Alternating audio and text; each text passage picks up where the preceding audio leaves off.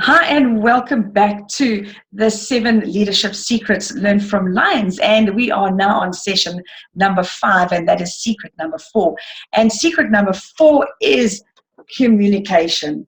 How important it is for us to have great communication. It's Dr. Michelle van Tonder here, your leadership action through practical application coach. And I really look forward to sharing with you how important it is for us to have effective communication.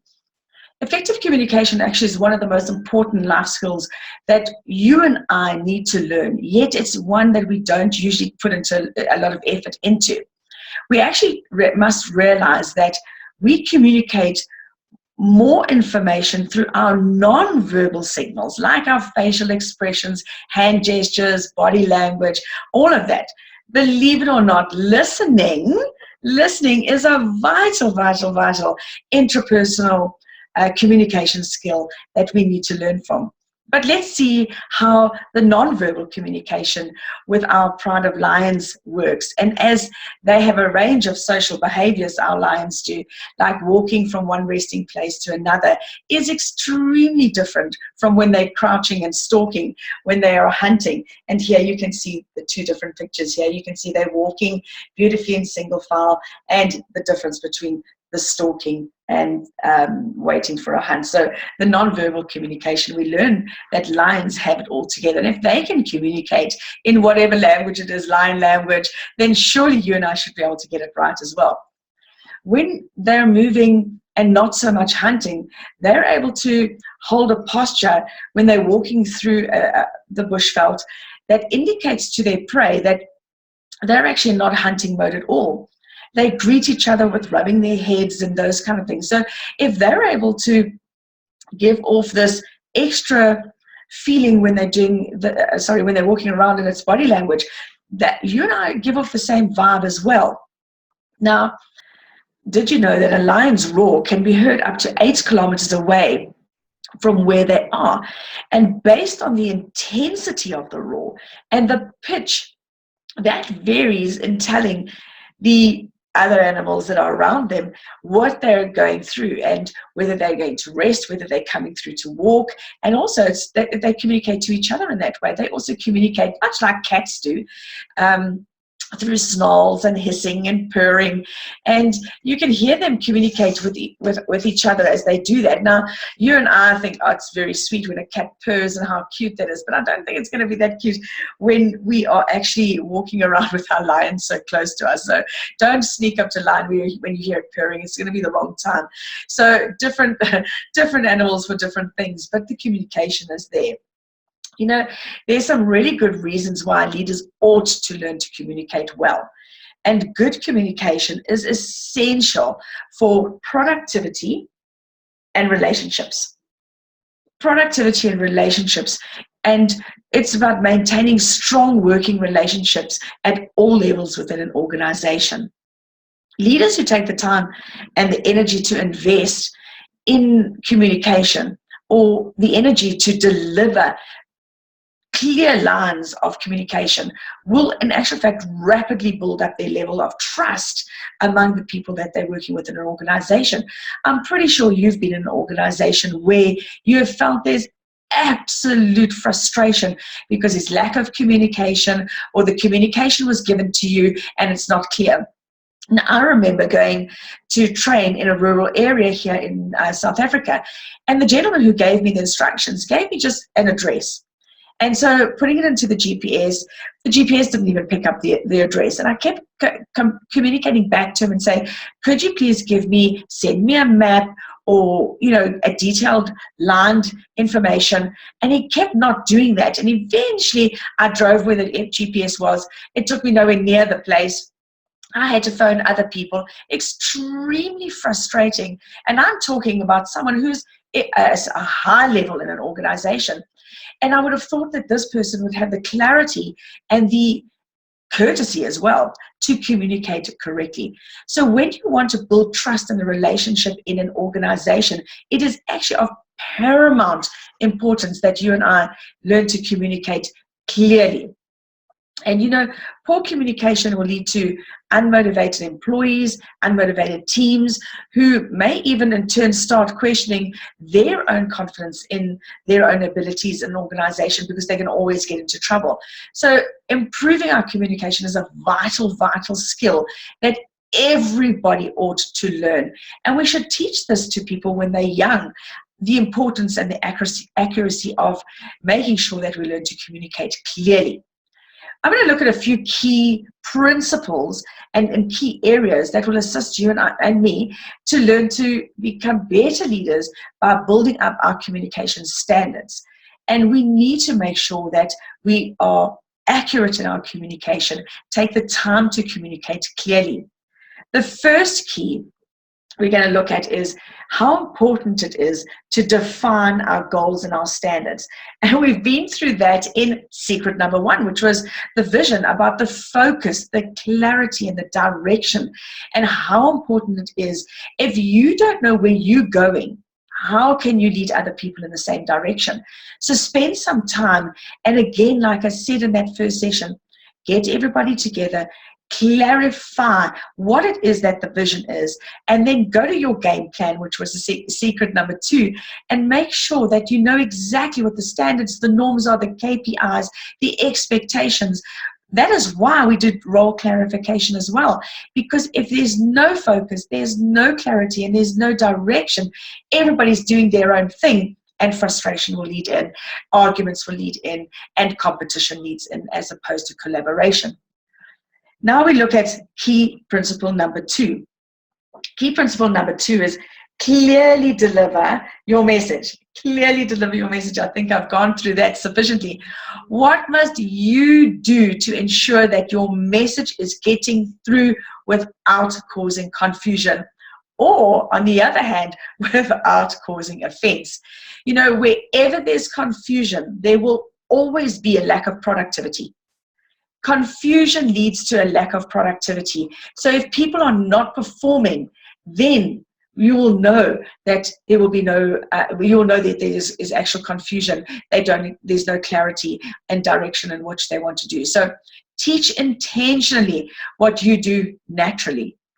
Teach intentionally what you do naturally. Key number 3. This is very important, and we very seldom spend time with this one and consider it as something important, and that is choose your medium. How important it is, key number 3, to choose your medium. While face-to-face is for us the far best way to communicate and to build trust, it's not always practical. And sometimes we just sometimes don't even be given the option. I mean, if you have an organization where your boss is thousands of miles away, or the head of the organization is, you're going to have to rely on technology. And sometimes, please, I'm asking, in fact, not sometimes, all the time, before you press that send button on your emails, please think. Think before you send. Stop bouncing your emails backwards and forwards. Be deliberate in your choice. I have a principle that if I send you an email and you reply back to me, and I have to reply back to you, I stop that email communication immediately and get on the telephone and speak to you. We cannot bounce emails backwards and forwards. 1, the more emails we send, the shorter we type, and the more offensive it can come across. 2, if I'm in a bad mood, I'm going to read your email in a bad mood. So it's best to get on the phone and to communicate clearly and crisply when we're in those situations. So be very careful of emails and WhatsApps and all those kind of things. Key number 4 is keep everyone involved. Keep everyone involved. How important it is to keep everybody in the loop. I know we're human beings, and we have a tendency, if I've had a disagreement with you, guess what I do? I leave you off the email and say, oh, sorry, I forgot. We cannot do that in organizations. We have to remain professional at all times. So ensure that the lines of communication are open. Encourage regular, consistent communication. For example, progress reports, reports on updates on the projects, especially if your staff are in a remote situation or far out. Don't make assumptions that people will understand where you're at and what you want to do. Be deliberate in your communication. Be deliberate in keeping everybody involved.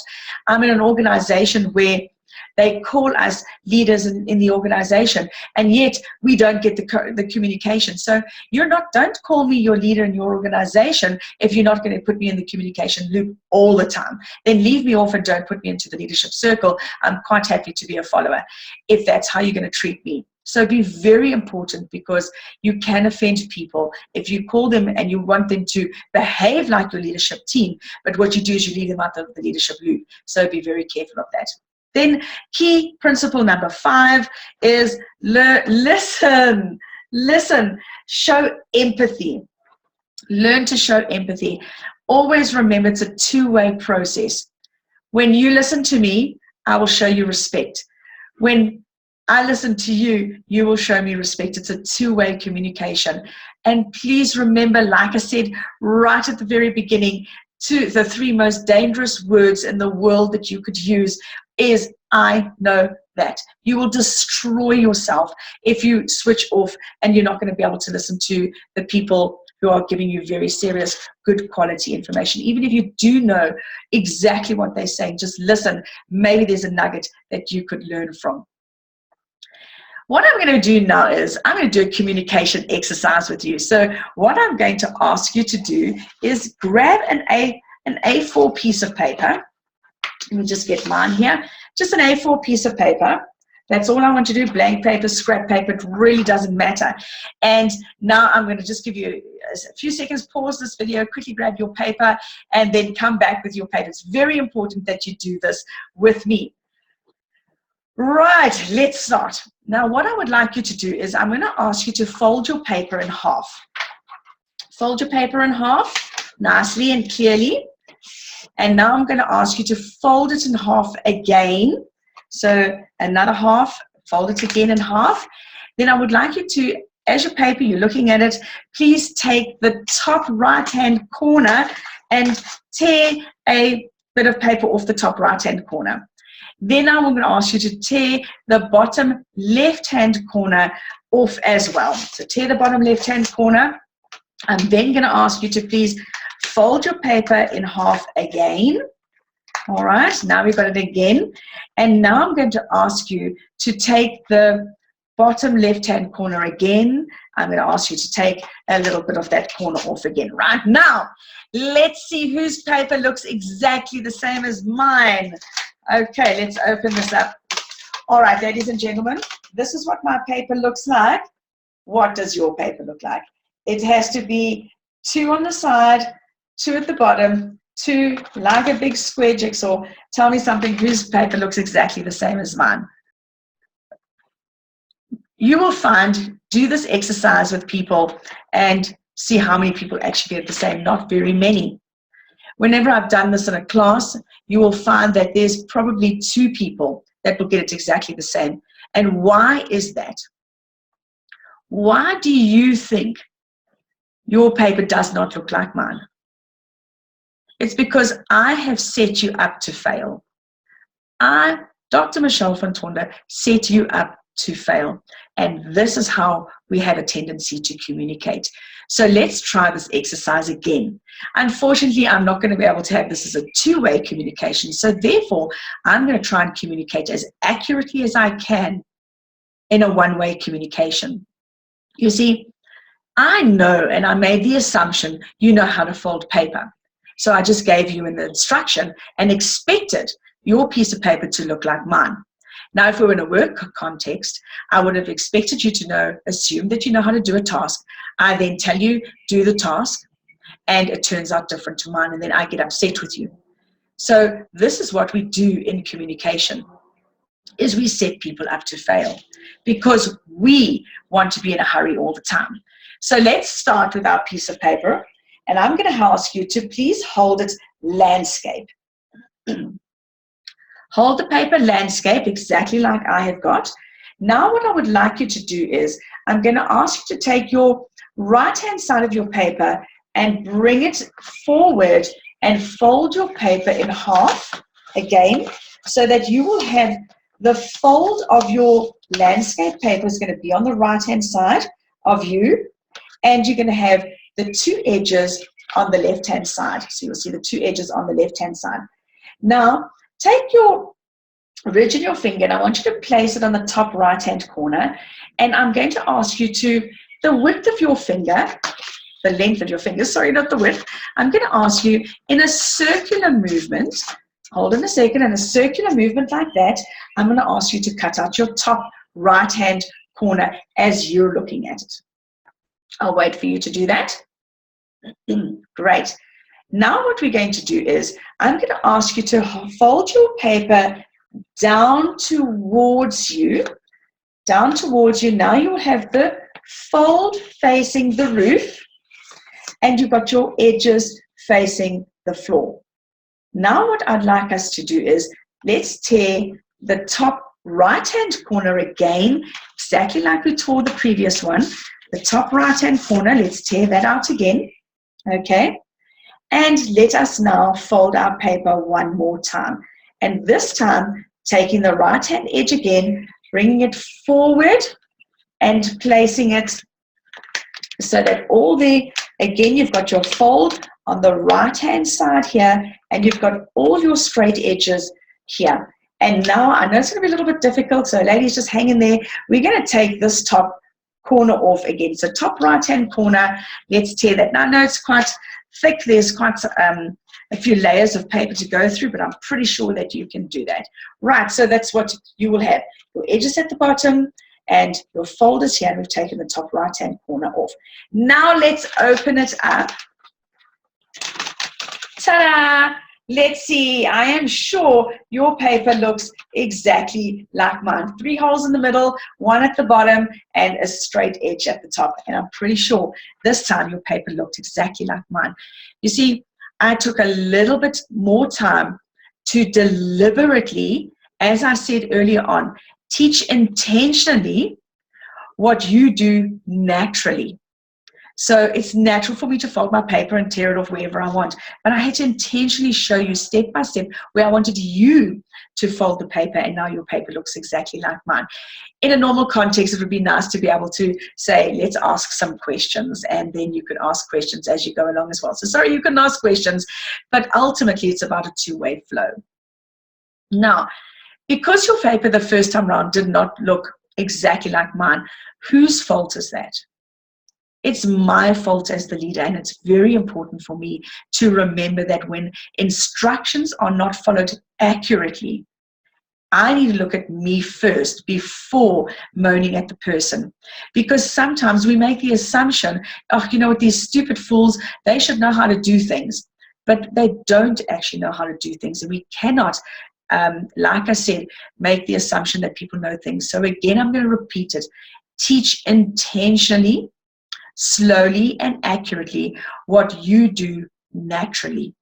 Don't assume people know exactly what you're doing. So as the communicator, I messed up, and now it's very important for me to remember that I need to communicate clearly, slowly and accurately.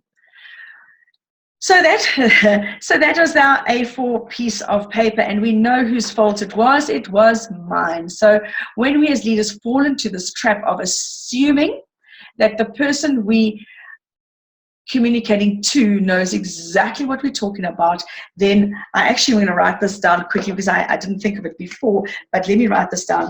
Do you know what assume stands for? Assume.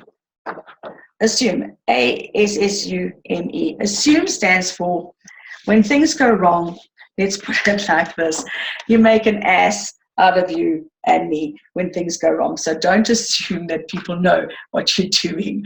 Right.